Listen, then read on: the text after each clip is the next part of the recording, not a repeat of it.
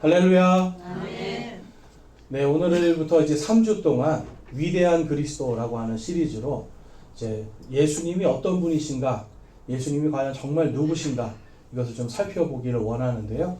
그래서 이제 오늘은 가장 위대한 탄생이라는 제목으로 이사야서 53장 말씀을 함께 보도록 하겠습니다. 자, 여러분 지금 이제 곳곳에 보면 뭐 성탄 트리도 있고요. 그렇죠? 지금 이 시즌이 많은 사람들이 이제 성탄의 계절로 여기고 있습니다. 자, 그러면 여러분 예수님 진짜 언제 태어나셨을까요?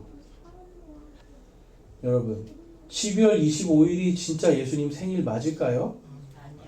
네. 예수님 생일 정말 12월 25일은 아닙니다. 예전에 지금부터 한 1000몇백 년 전에, 한 1000년 정도 그 전에 12월 25일을 그냥 그 이방인들의 명절이었거든요. 이교도들의 명절이었는데, 그냥 이날을 예수님 생일로 정하자라고 이제 카톨릭 교회에서 만든 다음부터 온 세상이 12월 25일이 예수님 탄생일로 알고 있어요. 근데 이제 이때가 되면은 온갖 이단들이 이제 그런 얘기 하는 거예요. 12월 25일은 우상 숭배하는 날이다. 막 이런 걸로 이제 성도들을 현혹시켜서 자기들에게 데려가려고 하는 일들이 생깁니다. 자, 여러분, 그런데 성경에서는 12월 25일 예수님 탄생을 기념하라고 했을까요? 안 했을까요? 그런 말씀은 하지 않았습니다. 예수님의 탄생이 중요한 것이 아니기 때문에 그래요. 예수님이 왜 탄생하실 수밖에 없었는가가 더 중요한 거고요. 예수님이 왜 우리를 위해서 십자가에서 죽으셨는가, 왜 부활하셨는가, 이 사실이 더 중요하기 때문에 그래요. 그래서 오늘은 이 예수님의 탄생이 정말 이 세상에서 가장 위대한 탄생이다라는 것을 좀 살펴보고자 합니다.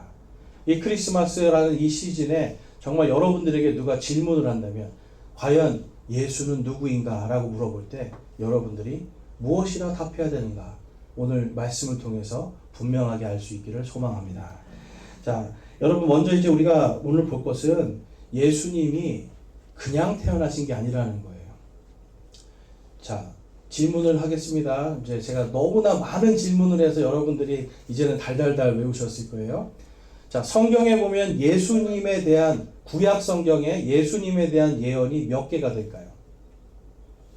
예수님이 태어나고 어디에서 자라고 어떻게 살고 어떻게 죽고 어떻게 부활하고 어떻게 하늘로 올라가고 언제 다시 오실지에 대한 이 모든 것이 다 예언이 되어 있단 말이에요.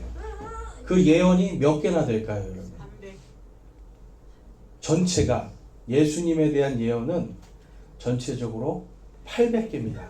800개. 자, 그 중에 이 800개 중에 예수님이 태어나시면서부터 죽고 부활하시고 승천할 때까지의 이 모든 예언들은 총 300개예요. 300여 개의 이 예언들이 단 하나도 틀림없이 다 이루어집니다. 심지어는 다니엘서에서는 예수님이 정확하게 몇 년 있다 죽을 것까지도 얘기해 놨어요. 여러분, 우리가 교회를 오래 다니지만 예수님이 구약 성경에 몇 년 있다 돌아가실 것까지 예언되어 있는 거 여러분 잘 모르실 거예요. 이사야서에 기록되어 있고 다니엘서에 기록되어 있고, 특히 다니엘서에 보면은 예수님이 앞으로 몇 년 뒤에 돌아가실 거라는 게 정확하게 기록되어 있어요. 483년 뒤에 다니엘서가 쓰여지고, 그 다음에 이스라엘 백성들이 가나안 땅으로 다시, 지금 포로 생활하다가 바빌론에서 다시 가나안 땅으로 돌아간 그 시점부터 약 483년 뒤에 메시아가 죽을 것이다 라는 것이 예언이 되어 있습니다. 여러분, 성경은요 그냥 써진 게 아니에요. 이야기책이 아니에요. 그렇다면 이 모든 것들, 예수님에 대한 것들이 다 예언이 되어 있었고, 그 예언들이 하나씩 하나씩 성경 기록대로 다 성취가 된다는 겁니다. 자, 여러분들이 정말 점집에 가거나 무당을 찾아가서 여러분들의 과거에 대해서 맞춘다고 생각해 보세요. 한 10개, 20개 맞춘다고 생각해 보세요. 여러분들은 아마 무서워서 그 앞에 무릎을 꿇고 하라는 대로 다 하실 거예요. 그런데 예수님은 300개라니까요, 여러분. 예수님에 대한 예언은 단 하나도 틀림없이 오늘 특별히 이사야서 53장에 있는 이 모든 말씀들은 그대로 다 성취가 됩니다. 자, 그래서 유대인들은 오늘날도 이사야서 53장은 읽지 말아라. 유대교인들은 이 이사야서 53장 못 읽는 거예요. 근데 여러분들은 읽으셨죠? 자, 읽게 해주는 게 복입니까? 읽지 못하게 하는 게 복입니까? 읽게 해주는 거. 유대인들도 이사야서 53장을 읽잖아요. 그러면 예수가 그리스도구나를 알게 돼요. 그래서 오늘 우리가 먼저 볼 것은 이 그리스도는 누구라고 예언이 되어 있는가, 이것을 좀 살펴보기를 원합니다. 자, 이사야서 5장 2절에서 3절 말씀 보면 53장 2절에서 3절을 보면 그가 그분 앞에서 연한 초목같이 마른 땅에서 나온 뿌리같이 자랄 터이니 그에게는 모양도 없고 우아함도 없으며 우리가 그를 볼 때에 그를 흠모할 만한 아름다움이 없도다. 그는 사람들에게 멸시를 당하고 거부되었으며 슬픔의 사람이여 고통을 잘 아는 자라. 우리는 그를 피하려는 것 같이 우리의 얼굴을 감추었으며 그는 멸시를 당하고 우리는 그를 귀히 여기지 아니하였도다. 자, 여러분, 많은 사람들이 이런 생각들을 하는 분도 있어요. 성경의 예수의 이야기는 신화다. 예수의 이야기는 그냥 하나의 어떤 설화다. 이렇게 생각해요. 그러니까 단군 신화 정도로 생각하는 사람들이 많이 있어요. 자, 근데 여러분, 제가 만약에 쓴다면 이제 앞으로 이런 위대한 사람이 탄생할 건데 이러한 사람이다라고 쓴다면 어떻게 써야 될까요? 멋있게, 이 사람이 막 어떻게 되고 막 이렇게 멋있게 써야 되지 않을까요? 여러분, 이제 석가모니라는 사람 아시죠? 석가모니. 이 석가모니라는 뜻은 이제 석가촌의 우두머리다, 지혜자다, 이런 뜻이에요. 이 사람의 탄생 신화가 있어요. 탄생 신화. 태어나자마자 7발을 걸으면서 아기가 태어나자마자 7발을 걸으면서 천상천하 유아독존, 내가 이 땅에, 하늘과 땅에서 내가 가장 존귀하다 소리쳤대요. 어때요? 굉장히 멋있지 않습니까? 여러분, 세상의 신화 같은 데 보면 신들이 탄생할 때도 보면 막 빛이 막 나고 막 뭔가 신화적인 이야기들이 굉장히 많아요. 영웅과 신들을 아주 멋있게 쓰죠. 근데 오늘 이사야서 53장은 예수님을 뭐라고 썼어요? 볼품없다. 마른 나무뿌리 같다. 슬픈 사람이다. 고통을 아는 사람이다. 사람들이 그를 피해 다닐 것이다. 여러분, 이게 신화가 될 수 있을까요? 여러분, 어떤 사람을 만나면 모든 사람들이 제가 봤더니 심리적으로 외모를 본다고 합니다. 얼굴이 나한테 호감이 있는가 없는가를 보는 거예요. 그런데 예수님은 딱 만나면 어떻다고 그래요? 지금 얼굴이 호감형이다, 아니다? 아니다. 여러분, 지금 많은 사람들이 성화라고 이제 예수님 금발의 백인의 멋있는 모습을 보면서 야, 잘생겼다 생각하는데, 여러분, 예수님 그렇게 생긴 분이 아니에요. 중동 사람들 생각해 보세요. 지금 어떻게 생겼어요, 여러분? 중동 사람들 금발입니까? 까맣고 머리 곱슬곱슬하고, 그렇죠? 얼굴 이렇게 우리가 딱 봐도 이렇게 귀티가 나는 얼굴은 아니죠, 그렇죠? 근데 예수님 봤더니 예수님 먹을 거 없어가지고 이 밀을 막 이렇게 문대서 그거 먹고 다니고 길에서 자고 집도 없이 그러고 사셨단 말이에요. 그럼 예수님 어떠셨을 거예요? 멋있었겠습니까? 노숙자 같은 모습이에요. 그 심지어는 예루살렘 성에 들어가는데 어린 나귀를 타고 들어가요. 큰 어른 나귀도 아니고 어린 나귀. 그러니까 몸이 완전히 왜소하고 작고 볼품없는 그런 사람으로 태어날 것이다라고 성경이 분명하게 얘기하는 거예요. 제가 지금 생각해보면 12제자들이 참 대단한 사람들입니다. 그 볼품없는 사람이 자, 나를 따라와라. 사람 낚는 어부가 되게 해주리라. 여러분, 그런데도 따라간 이유는 뭘까요? 뭔가 이분을 통해서 하나님을 발견했기 때문에 그래요. 예수님이 만약에 여러분 정말 멋있고 아주 용감, 그런 영웅들 같이 묘사가 됐다면 예수님의 탄생은 좀 더 신화적인 얘기가 됐을 겁니다. 자, 그리고 또 더 황당한 얘기가 있어요. 더 황당한 얘기.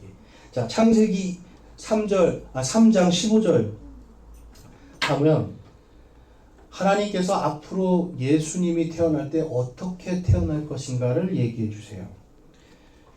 3장 15절 내가 너와 여자 사이에 또 내 씨와 여자의 씨 사이에 적개심을 두리니 여자의 씨는 머리를 상하게 할 것이요 너는 그의 발꿈치를 상하게 할 것이니라 하시고. 자, 지금 하나님께서 사탄에게 저주를 내리시는 말씀인데 여자의 씨가 너의 머리를 밟을 것이다 라고 말씀해요.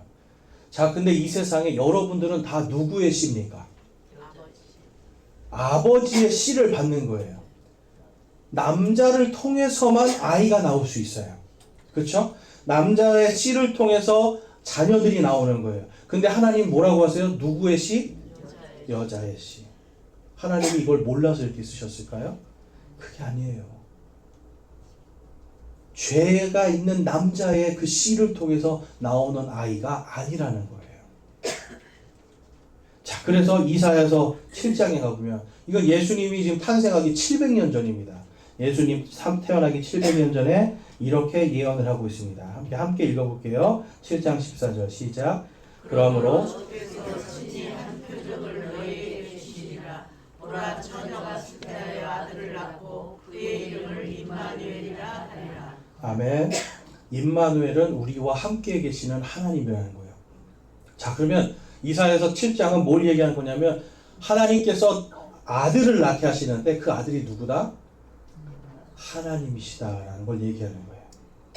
사람의 씨가 아니라 하나님의 씨로 수태하고 아들을 낳게 될 것이다 라고 말씀해요. 자, 여러분 왜 이 말이 있는가?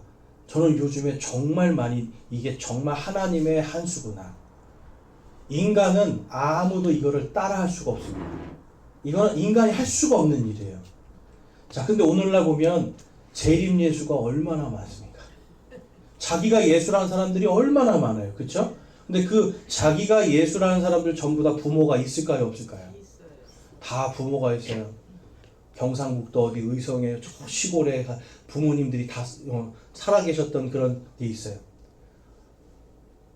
여러분, 하나님의 아들은 부모, 이 남자의 씨를 통해서 태어난 사람이 아니라고 성경은 분명히 말하고 있어요.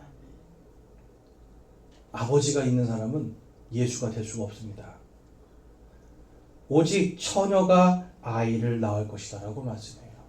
근데 많은 사람들이 이런 것이 신화일 것이다 라고 생각을 해요. 그런데 하나님의 방법은 그게 아니라 이 세상 아무도 하나님을 흉내내거나 예수를 흉내낼 수 없도록 하기 위해서 처녀에게서 아이가 태어날 것이다 라고 말씀을 해요. 자, 그러면 이 말은 좀 이거 신화 아니야? 이렇게 생각하신다면 우리 다른 예언들을 한번 다 보겠습니다. 자, 창세기 49장 10절에 가보면 이 실로가 오실 때까지 유다의 집에서 왕의 지팡이가 끊이지 않을 것이다 라고 말씀을 해요. 실로는 예수님을 말씀하는 거예요. 예수님이 오실 때까지 이 유다 지파에서 왕들이 계속 나옵니다. 그리고 예수님이 오시고 예수님이 죽으신 이후에 유다 집안에서 이제 더 이상 왕들이 나오지 않습니다. 그래서 지금 이스라엘에는 왕이 없는 거예요, 여러분. 자, 그 다음에 이사야서 11장 1절에 가보면 다윗의 아버지 이새의 후손에서 메시아가 나올 것이다 라고 얘기한 예언이 되어 있어요. 지금 예수님 태어나기 1000년 전이에요. 아무도 예수라는 사람을 보지도 못했어요. 그런데 하나님은 한 집안을 딱 선택하시는 거예요.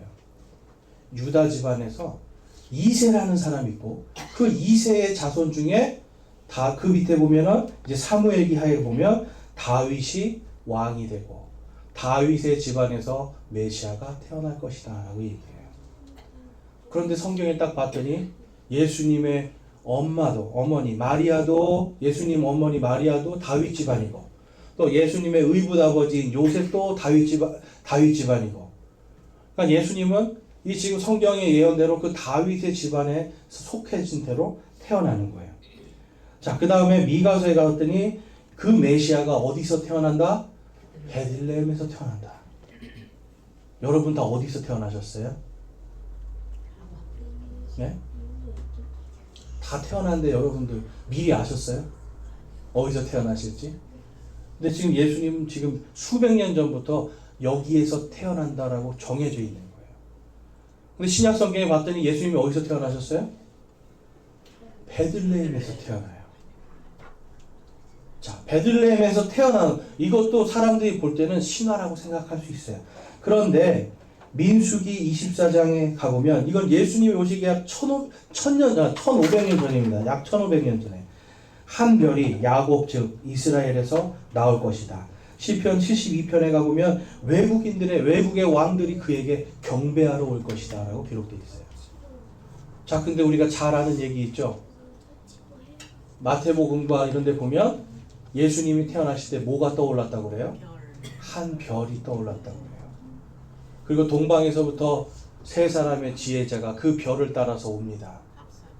자, 와요. 와서 뭘 해요? 예수님께 황금과 모략과 왕에게만 주는 이러한 헌물을 다 주면서 왕이 태어나셨다고 경배를 해요. 여러분 지금 이게 1000년 전, 700년 전 했던 이러한 예언들이 그대로 되는 겁니다. 자, 그 다음에 예레미야서 31장 15절에 가보면 메시아가 태어났을 때 그 지역에 그 라마라고 하는 지역에 큰 애곡이 있을 것이다. 부모들이 아이를 잃고 큰 애곡이 있을 것이다 라는 예언이 있어요. 자, 그 동방에서 이스라엘에 지금 유대의 왕이 태어났습니다 라고 사람들이 예물을 갖고 왔단 말이에요. 그럼 당연히 왕이 어디 있을 거라고 생각하는 거예요? 그렇죠. 왕궁에 있을 것이다 생각해서 헤롯이라고 하는 왕에게 갑니다. 아니 여기 왕이 태어났다고 하는데 왕이 도대체 어디 있습니까? 그랬더니 헤롯이 깜짝 놀래요. 자기 이미 다 이제 늙고 아이를 낳을 수 없는 정도의 지금 나이거든요. 그런데 갑자기 없던 내 아들이 생겼대. 놀랄 일이죠. 그래서 사람들한테 물어봅니다. 도대체 이게 뭐냐? 그랬더니 메시아가 베들레헴에서 태어난다는 예언이 있습니다. 그들은 아는 거죠. 한 별을 통해서 외국에서 사람들이 와서 경배할 거라는 걸 다 알고 있는 거예요. 그래서 이 왕이 얘기합니다. 가서 그 아이를 만나서 경배한 다음에 나에게 와서 어디 있는지 알려줘라. 그랬더니 이 사람들이 와서 예수 지금 마국간에 태어난 아기, 그 아기를 지금 와서 그 아기에게 경배하고 왕이시여 하고 그 다음에 딱 왕에게로 가려고 했더니 천사가 나타나 거기로 가지 말고 다른 길로 가라. 그래서 다른 길로 가버렸어요. 그랬더니 왕이 불안하잖아요. 왕이 태어났다는데 아니 내가 왕인데 왜 또 다른 왕이 있어? 그래서 2살 밑에 어린아이들, 베들레헴 그 지역에 있는 모든 어린아이들, 2살 밑에 있는 애들 싹 죽여라. 여러분 예수님은 태어나자마자 예수님의 이 예언 가운데 몸도 굉장히 얼굴도 다 볼품없는 사람인데 태어나자마자 지금 뭐가 찾아와요? 벌써 여러분 죽임 당하는 위협부터 오는 거예요. 고난과 고통부터 와요. 그래서 하나님이 그 밑에 호세아서 11장에 가보면 호세아서 11장에 가보면 하나님께서 그 아이를 이집트로 부를 것이다 라고 기록되어 있어요. 그래서 예수님이 천사의 계시를 받아서 어디로 갑니까? 이집트로 가요. 이집트에 가서 살다가 다시 이제는 그 아이를 죽이려는 자가 죽었으니 다시 돌아가라 해서 돌아옵니다. 근데 어디로 가느냐? 스가랴서 3장과 6장에 가봤더니 이 아이가 이 메시아가 이 그리스도가 이름을 가지라고 사람들이 부를 것이다. 먹는 이 야채 가지가 아니라 나무 가지라고 부를 것이다 라고 예언이 되어 있어요. 근데 예수님이 어느 동네로 가냐면 예수님의 지금 이 어머니 마리아의 고향이 나사렛이에요. 나사렛. 요셉과 마리아가 살던 곳이 나사렛이란 말이에요. 그러니까 다시 돌아갈 때 어디로 가요? 나사렛으로 갑니다. 나사렛이라는 이 지명 이름이 나뭇가지라는 뜻이에요. 그래서 사람들이 나중에 예수님이 이제 사역을 할 때 전부 다 뭐라고 불러요? 나사렛 예수시여, 나사렛 예수시여 하죠. 이게 뭐냐면 우리의 구원자시여라는 뜻이에요. 왜냐하면 스가랴서에서도 그렇고 여러분 성경에서 여러 군데에서 예수의 이름이 나사렛이라 불릴 것이다. 이미 수천 년 전부터 수백 년 전부터 예언이 되어 있었기 때문에 그래요. 여러분 이 땅에 수많은 종교가 있습니다. 종교의 창시자들이 있습니다. 그리고 그 종교의 창시자들의 탄생일이 있습니다. 그런데 보면 그 탄생일들은 정확하게 뭐 몇 월 며칠이다 이렇게 돼 있고 뭐 탄생에 이런 일이 있었다 수많은 일들이 있어요. 근데 예수님은 미리 그분이 오시기 전에 이미 수많은 것들이 다 예언되어 있고 그 예언들이 1.1회까지도 다 틀림없이 정확하게 맞아요. 여러분 지금 300개 중에 여러분들께서 300개의 예언이 다 맞았는데 나 이건 다 믿는데 이 처녀 탄생만 못 믿겠다라고 한다면 좀 이상한 거 아닙니까? 왜냐하면 하나님께서 내 아들, 하나님의 아들로서 태어나게 하시겠다라고 하나님이 작정하신 거예요. 인간의 피로는 우리의 죄를 어떤 사람도 대신할 수가 없습니다. 제가 아무리 노력해서 선한 일을 엄청 많이 해도 여러분 대신 여러분의 죄를 위해서 대신 죽을 수가 없어요. 왜 그러냐면 저 안에는 제 아버지로부터 받은 죄된 이 육체, 죄의 피가 있기 때문에 하나님께서 우리를 대신해서 죽으셔야 된다면 예수님 지금 이사야서 53장에 우리를 위해서 죽도록 멸시당하고 천대당하고 조롱당하고 또 우리를 위해서 죽어야만 되는 존재로 태어나는 거예요. 4절에서 6절에 보면 참으로 그는 우리의 고통을 짊어지고 우리의 슬픔을 담당하였거늘 우리는 그가 매를 맞고 하나님께 맞아 고난을 당한다고 생각하였노라. 그러나 그는 우리의 범죄들로 인해 부상을 당하고 우리의 범법들로 인해 상하였노라. 그가 징벌을 받음으로 우리가 화평을 누리고 그가 채찍에 맞음으로 우리가 고침을 받았도다. 우리는 다 양 같아서 길을 잃고 각각 자기 길로 갔거늘 주께서는 우리 모두의 불법을 그에게 담당시키셨도다. 아멘. 여러분 예수님이 왜 태어났어요? 영웅 되려고 태어났어요? 세상에서 막 존경받고 칭찬받으려고 태어났어요? 아니에요. 예수님이 1차적으로 태어나신 이유는 바로 죽기 위해서예요. 물론 우리가 태어나면 다 그 순간부터는 죽음을 향해 갑니다. 그냥 그런 게 아니라 예수님은 여기서 보면 다 우리의 모든 죄악들, 불법들, 우리의 모든 것들을 다 짊어지고 담당하기 위해서. 근데 여기 여러분 더 은혜로운 말씀이 있어요. 참으로 그는 우리의 고통을 짊어지고 우리의 슬픔을 담당하였거늘 우리는 그가 매를 맞고 하나님께 맞아 고난당한다고 생각하였노라 라고 그래요. 여러분 위대한 영웅들이 태어나서요. 위대한 영웅이 있다고 우리 역사 속에 있는 영웅들 한번 생각해 볼게요. 그 영웅들이 저 밑에 가장 낮고 힘든 곳에 있는 사람들 거기 가서 그 사람들하고 똑같이 살고 똑같이 다 겪다가 영웅이 되는 케이스보다는 보통 어떤 케이스가 많아요? 처음부터 뭔가 힘이 있고 영웅 신화들은 그렇습니다. 뭐든지 힘이 있고 뭔가 좀 뛰어난 인물들 그러한 인물들이 뭔가 다 잘 된 다음에 그 다음에 힘든 사람들을 뭐 구해줬다더라 이런 얘기들이 많이 있죠. 근데 예수님은 처음에 어디에서 태어나셨어요? 베들레헴이라는 시골 도시에 그것도 잘 자리가 없어서 마구간 그 다음에 이 아기가 어디에 눕혀 있었어요? 아기를 눕힐 데도 없어서 말구유는 뭐예요? 말 밥통이에요. 말 밥 먹는 그 통에 이 세상에서 가장 귀한 이 하나님이 태어나셨는데 거기에 눕혔단 말이에요. 예수님의 집안은 가난한 집안이었습니다. 하나님께서 왜 가장 낮고 낮은 곳까지 오셨을까요? 그분이 그냥 죽는 게 아니라 가장 이 세상에서 정말 매맞고 상처받고 뭐 이러한 모든 사람들까지도 하나님이 직접 다 경험하시는 거예요.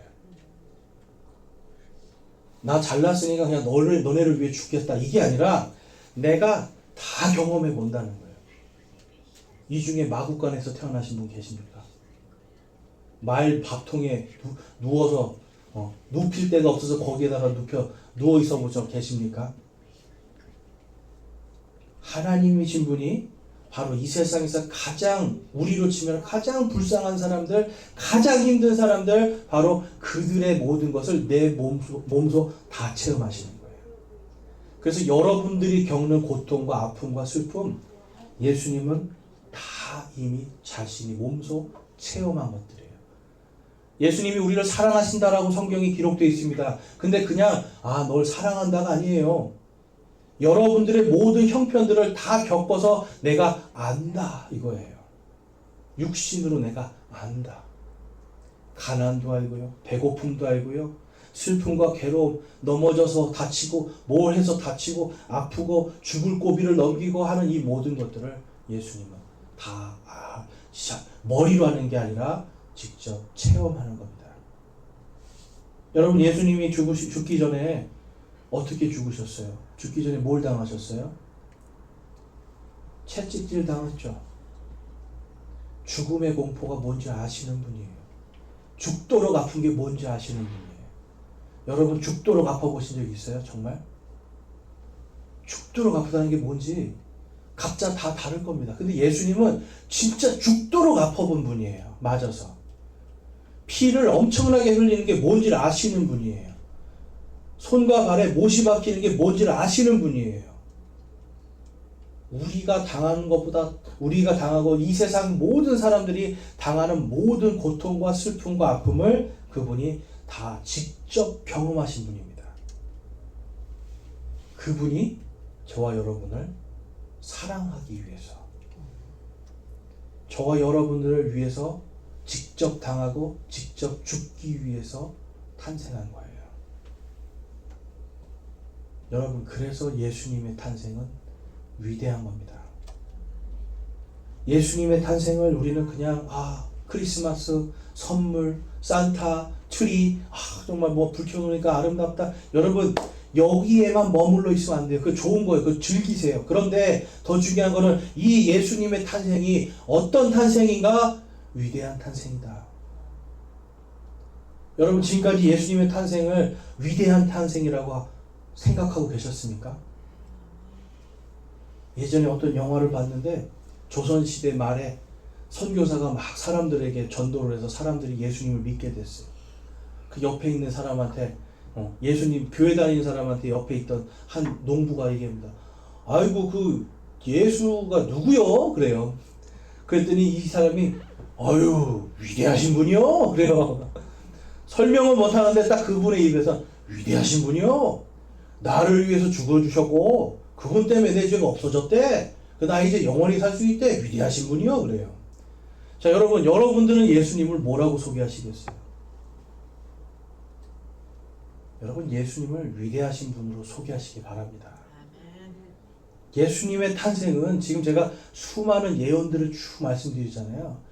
이 예언들을 맞았구나, 이게 됐구나, 이게 아니라 그 모든 준비를 수천 년 동안 성경에서 봤더니 우리가 이 세상이 생기기 이전부터 하나님이 우리를 사랑하셔서 우리를 구원할 모든 준비를 이미 수천 년 전부터 하고 계셨다라는 거예요. 그래서 여러분들의 구원은 갑자기 어느 날 내가 그냥 믿은 이러한 사건이 아니라 하나님께서 여러분을 구원하기 위해서 이미 수천 년부터 하나님의 말씀으로 준비. 예수님으로 성취, 그다음에 예수님이 세우신 교회들을 통해서 수천 년 동안 준비. 그래서 여러분들에게 복음의 말씀이 온 거예요. 예수님의 이 죽음에 대해서 마태복음, 예수님의 위대한 탄생에 대해서 마태복음 8장 17절에 이것은 대언자 이사야를 통해 말씀하신 것을 성취하려 하심이라. 이르시되 그가 친히 우리의 연약함을 담당하고 우리의 질병을 짊어졌도다 하였느니라. 아멘. 예수님은 우리의 연약함. 여러분, 예수님이 여러분들이 정말 완전하고 잘나고 뭔가 위대한 일을 해서 여러분들을 대신 죽으시는 게 아니에요. 여러분들이 그분을 위해서 아무것도 안 했고 내가 예수님을 알지도 못하고 오늘도 여전히 죄를 짓고 마음속으로 생각 속으로 수많은 죄 속에 있어도 예수님이 바로 여러분들을 위해서 내가 죄인일 때, 하나님을 몰랐을 때, 연약할 때 바로 여러분들을 위해 죽어 주셨다는 거예요. 여러분, 우리가 그것 때문에 예수님의 탄생이 위대하다라고 말씀할 수 있는 겁니다. 요한복음 3장 16절에서 17절 말씀 다 같이 한번 읽어보겠습니다. 시작. 하나님께서 세상을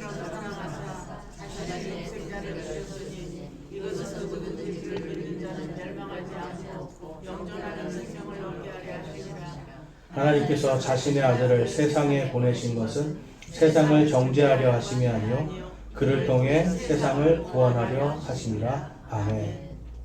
하나님께서 이 땅에 육신을 가지고 태어나신 분, 그것을 우리가 독생자 예수라고 부릅니다. 그 예수님께서 오신 이유는 누구든지 오늘 아프고 병들고 가난한, 정말 지식도 없고 이 세상에 누가 봐도 가장 볼품없는 바로 그 한 사람까지도 이미 예수님이 다 알고 계시기 때문에, 그 고통이 얼마나 아픈 건지 알고 있기 때문에 누구든지 그분을 믿는 자는 멸망하지 않고 영존하는 생명을 주시겠다라고 약속합니다. 여러분, 영생이 아니라 영존이라는 단어를 써요. 영어에서는 everlasting life라고 해서, 이거는 영원하다는 뜻이 아니라 영원히 존재한다는 거예요. 존재. 우리의 생명이 사라지고 없어지는 것이 아니라 우리의 이 육신을 가지고 있는 이 몸이 영원한 생명을 가지고 완전한 몸, 죽지도 않고 늙지도 않고, 그리고 이 세상 무엇보다 가장 지혜로운 그러한 몸으로 영존하는 생명을 얻게 하기 위해서, 우리를 살리기 위해서 누가 죽어요? 예수님이 죽어요. 그걸 위해 태어나셨다니까요. 그걸 위해 태어나게 하시기 위해서 하나님은 수많은 예언들을 통해서 그분이 태어날 수 있는 모든 것들을 다 준비하시는 거예요. 그리고 자신의 아들을 세상에 보내신 것은 세상을 정죄하려 하심이 아니고 그를 통해 세상을 구원하려 하심이라. 예수님이 오신 이유는 여러분, 우리를 구원하기 위해서 왔어요. 뭐에서 구원할까요? 죄에서 구원하고요. 죄 때문에 들어온 우리의 모든 형벌들, 그 중에 가장 큰 형벌인 사망까지도, 죽음까지도 여러분 다 용서하기 위해서 본인이 형벌을 받는 거예요. 본인이 형벌을. 여러분, 남북전쟁 때 실제로 이런 일이 있었다고 합니다. 이제 이름이 틀린 거예요. 그러니까 같은 집인데, 그러니까 쌍둥이인데 서로 이름이 다를 거 아니에요. 근데 얼굴은 똑같잖아요. 그렇죠? 얼굴은 똑같은데 형인가 동생인가? 아무튼 한 사람이 죄를 지어서 이제 사형을 당하는 거예요. 교수형. 그런데 사람들이 잘못 알고서는 동생을 잡아다가 교수형을 시켜서 죽였습니다. 죄인은 누구예요? 형이죠. 근데 누가 죽었어요? 동생이죠. 그럼 법적으로 다시 그 사람, 그 형을 목매달아 죽여야 될까요? 아니에요. 형 집행 끝. 형은 이미 집행되었다. 그렇기 때문에 네 대신 네 동생이 죽었으니 너는 무죄다. 가라예요. 여러분, 우리의 죄 때문에 예수님이 대신 죽으셨잖아요. 그러면 이제 하나님께로부터 우리의 죄에 대한 형벌은 형 정지, 끝난 거예요. 모든 이 형벌이 이제는 완전히 끝나버린 거예요. 여러분, 이것이 은혜입니다. 하나님은 그것을 위해서 예수님을 이 땅에 보내시기로 수천 년 전부터 예비하신 거예요. 그리고 수천 년 전부터 저와 여러분을 사랑하시고 누구든지 그분을 믿는 모든 자들을 정죄하는 것이 아니라 구원하기 위해서 오신 겁니다. 그래서 여러분, 우리가 이사야서 9장 6절에 가보면 예수님의 탄생이 세상에서 가장 위대한 탄생이라고 다음과 같이 기록하고 있어요. 같이 한번 읽어보겠습니다. 시작. 이는 한 아이가 우리에게 태어났고 한 아들을 우리에게 주셨는데 그의 어깨에는 정권이 놓이고 그의 이름은 놀라우시니 조언자, 강하신 하나님, 영존하는 아버지, 평화의 통치자라 할 것이기 때문이라. 아멘. 자, 그 아이가 태어나면 누구래요? 그 아이가 태어나면 놀라우신 분, 조언자, 상담자라는 뜻이 있어요. 그 다음에 강하신 하나님, 영존하는 아버지.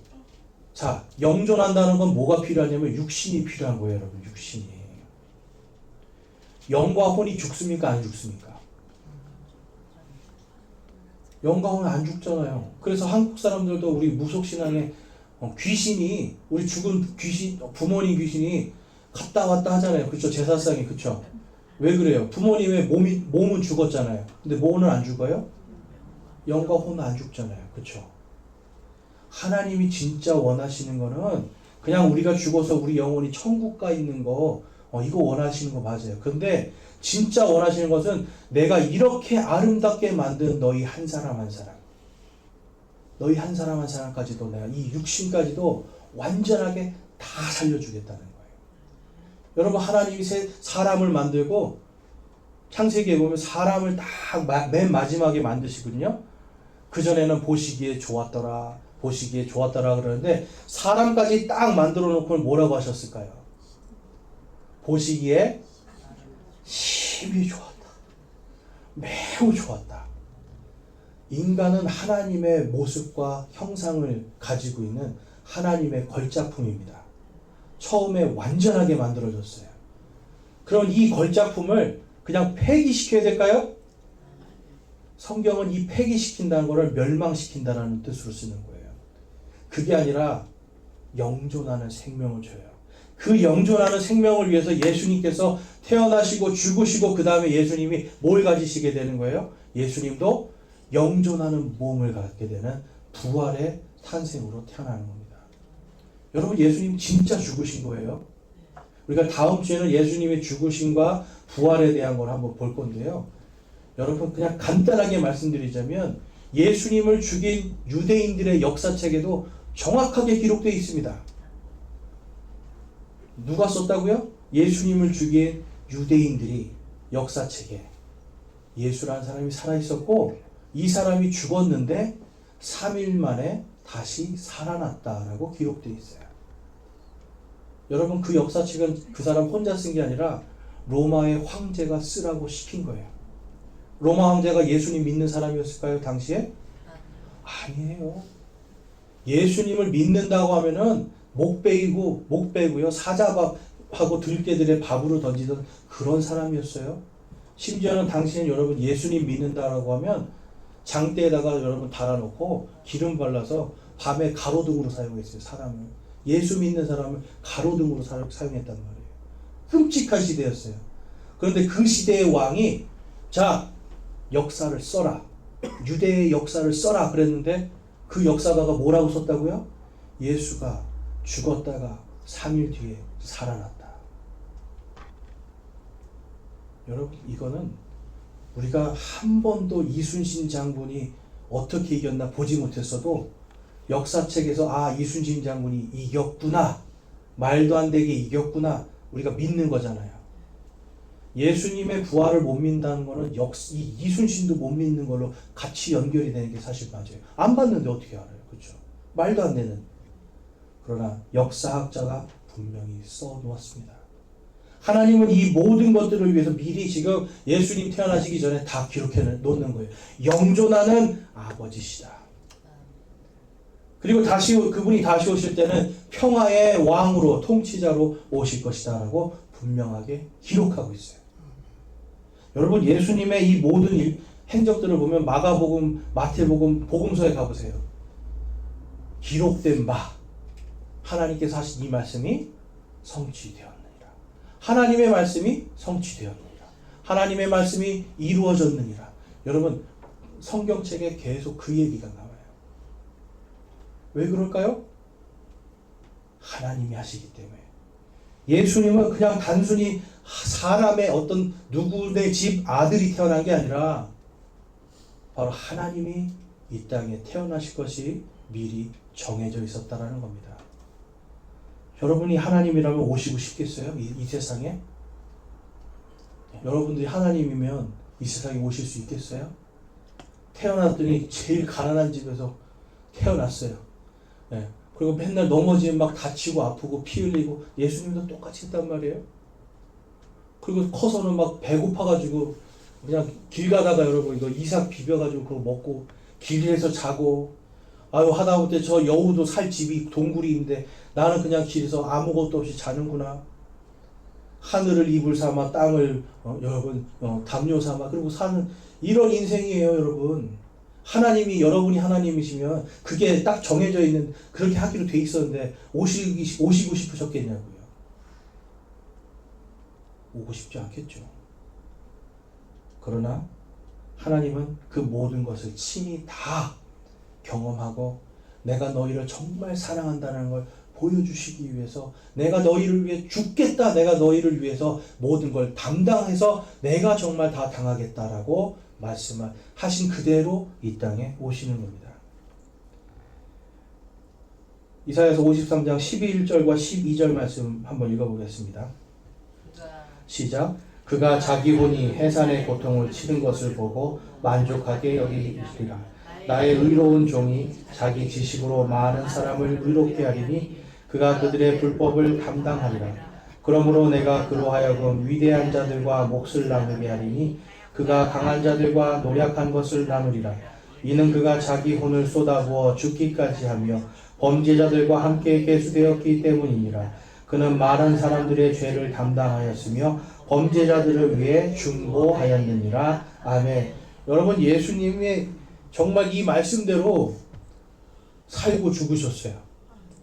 하나님의 말씀을 당시에 이 성경을 가르친다는 사람들이 성경을 안 가르치고 하나님의 말씀입니다 라고 말하고 자기들이 원하는 걸 가르친 거예요. 랍비들이 가르치는 것. 이제 그것을 오늘날에는 탈무드라고 합니다. 탈무드. 여러분이 탈무드라는 책 오늘날 한국교회가 많이 성도들한테 읽어보라고 하는데요. 뭐 지혜서로서 그냥 뭐 읽을만 하지만 유대인들은 그 탈무드를 뭘 위해서 사용하냐면 예수를 안 믿기 위해서 사용하는 거예요. 그리고 하나님의 말씀을 하나님의 말씀으로 있는 그대로 배우는 게 아니라 그냥 다른 사람의 좋은 철학으로서 받아들이기 위해서 배우는 거예요. 이것은 성경이 아닙니다. 당시에 여러분 그래서 예수님이 바리새인들에게 이 사탄의 자식들이라고 한 거예요. 왜냐하면 하나님의 말씀을 빙자해서 가르치지 않고 자기들의 유익만 챙겼기 때문에 사탄이라는 거예요. 예수님이 괜히 말하신 게 아니에요. 여러분 지금 예수님이 이 땅에 오신 것은 많은 사람들에게 정말 하나님의 올바른 진리를 가르쳐서 그들을 믿음으로 의롭게 하기 위해 오셨고 그 다음에 자신이 직접 죽기 위해서 오셨는데 12절 말씀이 뭐냐면 그러므로 내가 그로 하여금 위대한 자들과 몫을 나누게 하리니라고 기록되어 있습니다. 이 위대한 자들은 누굴까요? 예수님이 태어나신 이유는 바로 이 위대한 자들과 몫을 나누기 위해서라고 되어 있어요. 자, 이 위대한 자들 로마서 8장에 가보면 이렇게 기록되어 있습니다. 누가 우리를 그리스도의 사랑에서 떼어놓으리요? 환난이나 공경이나 핍박이나 기근이나 벌거벗음이나 위험이나 칼이야? 이것은 기록된 바 우리가 종일토록 주를 위해 죽임을 당하며 도살당할 양같이 여겨졌느니라 함과 같으니라. 아니라 이 모든 것 가운데서 우리는 우리를 사랑하신 그분을 통해 정복자들보다 더 나은 자들이니라. 아멘. 예수 그리스도를 믿고 이 당시에 지금 있는 그대로 얘기하는 거예요. 환난당하고 공경청하고 핍박당하고 기근당하고 벌거벗김당하고 칼로 죽임당하는 이러한 상황에서도 하나님 우리를 사랑하셔. 모든 정복자들은 다 정복했으나 죽음을 정복하지 못했습니다. 모든 정복자들 다 죽었잖아요. 그렇죠? 위대한 왕들 다 죽었습니다. 그런데 이 사람들은 뭐라고 그래요? 내가 그 정복자보다 더 위대하다고 얘기하는 거예요. 왜냐? 나는 예수 그리스도 때문에 이제 죽음을 이긴 자이기 때문에. 여러분 구원을 받는 순간 우리는 이 죽음이라는 걸 이긴 자들입니다. 그렇다고 여러분 지금 내일 안 죽는다는 게 아니에요. 죽지만 다시 살려주실 것을 약속하고 있는 거예요. 영존하는 몸을 갖게 해주신다는 겁니다. 왜 그러는가? 38절 39절 같이 한번 읽어보겠습니다. 시작. 내가 확신하노니 사망이나 생명이나 천사들이나 정사들이나 권능들이나 현재 있는 것들이나 장래에 있을 것들이나 높음이나 기쁨이나 어떤 창조물이라도 능히 우리를 그리스도 예수 우리 주 안에 있는 하나님의 사랑에서 떼어놓지 못하리라. 아멘. 하나님이 우리를 끝까지 사랑하시는 거예요, 여러분. 오늘 죄 짓는다고 여러분 하나님이 그 손을 놓지 않으십니다. 단지 하나님이 안타까워하시고 이 죄에 대해서 잠깐 혼내실 수는 있어요. 그렇지만 구원하지 않겠다는 아니에요. 내 자녀니까 이 위대한 자들, 생명을 이긴 자들 내가 끝까지 지키고 내가 세상의 어떤 것보다 가장 위대한 자들로 세우시고 예수님이 다시 오실 때 그들과 함께 예수님의 몫을 나눠주겠다라고 말씀해요. 여러분, 지금까지 우리가 말씀을 봤는데 예수님은 어떤 분이십니까? 예수님은 위대하신 분이에요. 예수님의 탄생은 위대한 탄생이에요. 그분은 우리를 위해서 우리의 모든, 우리가 안에 있는 모든, 내 안의 생각과 모든, 내가 겪는 모든 걸 다 담당하시고 경험하시고 그것으로 우리를 끝까지 사랑해 주시는 거예요. 여러분의 부모님보다 더 여러분의 속을 깊이 아시는 분이 예수님입니다. 바로 그분께서 이 땅에 태어나신 거예요. 그렇다면 이제 우리는 이 성탄의 계절에 선물 주고 내일은 누군가 만나서 무슨 파티를 해볼까? 뭐 좋은 연말 송년 모임을 해볼까? 여러분, 이거에 여러분들의 마음을 뺏겨서는 안 됩니다. 그분이 왜 오셨는가? 나 때문에 그분이 왜 죽으셨는가를 분명히 기억하고 그분의 탄생이 위대하다는 걸 여러분들이 찬양하고 경배하는 시간이 더 많아야 될 줄로 믿습니다. 우리는 오늘 예수님이 정말 위대한 탄생으로 이 땅에 오셨다는 걸 봤습니다. 이번 한 주간 여러분들이 정말 그 위대한 탄생을 통해서 또한 하나님이 우리도 위대하게 보신다.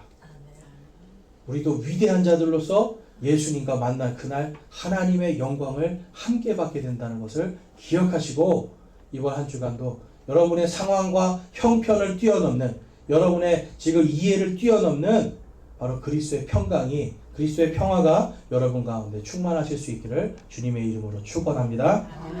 이 시간 함께 기도하겠습니다. 기도하실 때 나에게 예수님은 어떤 분인가 한번 깊이 묵상해 보기 원합니다. 크리스마스 때 예수님이 기다려지는 게 아니라 산타가 기다려지고 있지는 않는가? 아니면 연말 연시 송년 모임이 기다려지고 사람들과의 좋은 시간이 기다려지는가? 근데 여러분, 예수님의 탄생은 우리를 정말 사랑하시는 그 하나님이 우리의 모든 것을 다 직접 체험하시고 담당하고 우리의 죽음까지도 담당하기 위해서 태어나신 위대한 탄생입니다. 이 시간 우리 예수님에 대해서 깊이 묵상하시고 하나님 앞에 이제는 내가 하나님의 영광을 위해 살기를 소망합니다. 위대한 자로 세우셨으니 위대한 탄생에 맞게 위대한 그분의 뜻에 따라 살기를 소망합니다라고 결단하기 원합니다. 기도하겠습니다.